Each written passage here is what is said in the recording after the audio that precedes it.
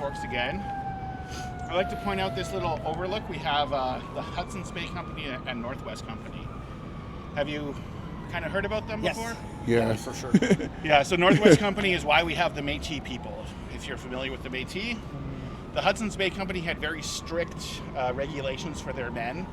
They weren't supposed to interact with Indigenous populations or learn Indigenous languages. The Northwest Company was kind of an upstart company. So they monopolized on a lot of those relationships. They had a practice called going en dérouine in French. So they would go out and meet the actual communities where they were. So they kind of cut them off at the pass, the Hudson's Bay, and they were able to monopolize a lot on the fur trade. And it was from those relationships that we have the ethnogenesis of the Métis. So that would have been in the middle of the 1700s, and it's a very distinct culture. So it's not like a blood quantum thing, because they would mix with each other. So it wasn't specifically you have half European, half Indigenous. It was the culture that would have come around from living at those fur trading forts. Okay. So it was very distinct. We had our own language. We had our own flag, which was flown at the Victory at Frog Plains, also known as the Massacre of Seven Oaks, depending who you ask. But the Métis, we call it a victory. So it was in 1816. It only lasted about 15 minutes, where the Métis were confronted by the Hudson's Bay Company because they put a monopoly on pemmican called the Pemmican Proclamation. And in that confrontation, the Métis killed 15 Hudson's Bay settlers because they were so good at doing it. They were buffalo hunters, so Nice. They were raised in the saddle. They really knew how to use their guns, so Yeah. it was almost like a knee-jerk reaction. And then they hauled off Cuthbert Grant to Montreal to face trial. He wasn't charged ultimately, but they were forced to merge the two companies in 1821. Because they were competing with each other, weren't they? Yeah, very Yeah, fiercely. yeah. This was like a conflict zone for many, many years. Yeah, the whole skin for skin. Yeah. Yeah. Yeah. Yeah. Yeah.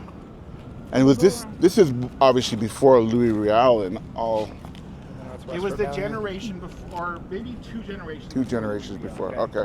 So his grandfather, Jean-Baptiste Lagimodière, he was involved in all of that. So he went to go warn Lord Selkirk it was all happening, and he left his whole family back here.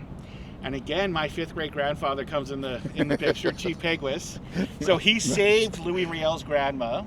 Her name was Madame Gabory. He took her to his camp at Netley Creek, but she was so frazzled when they came to pick her up that she fell in the water. She was getting in the canoe, she fell in the water, and they had to fish her out with all her gowns, her big dress and everything. But he took her to their camp for the summer and winter, and they were nice and safe.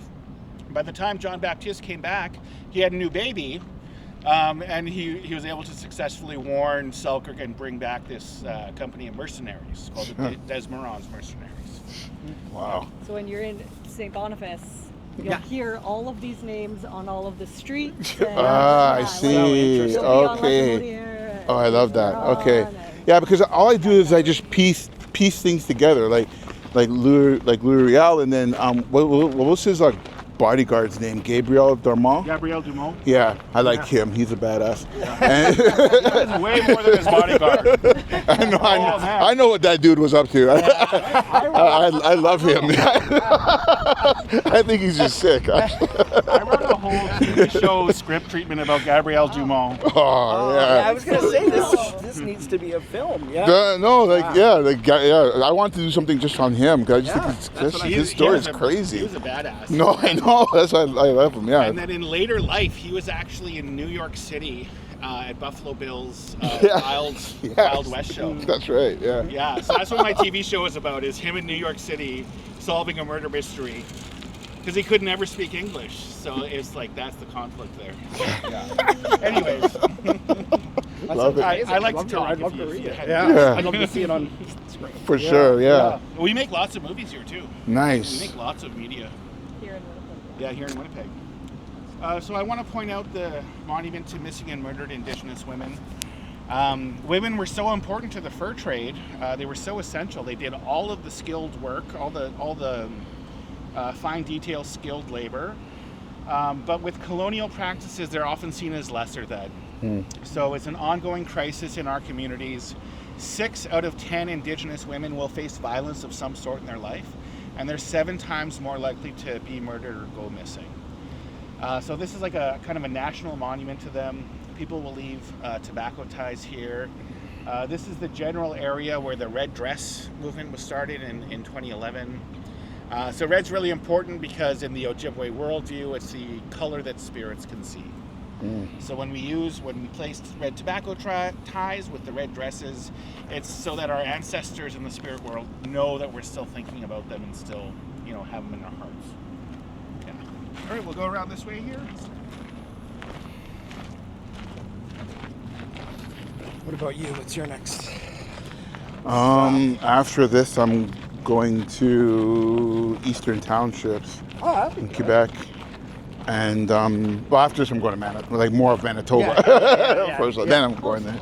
Yeah, most important. Yeah. And then after that, I'm going back to Europe for a little bit. That's so cool. And Once things cool down a little bit. Yeah. Well, the wife is Croatian, so I go every year. Oh, okay. Cool. Yeah. Been to Croatia a few I times. always wanted to go to that Dalmatian coast. Oh yeah. Yeah. Like it's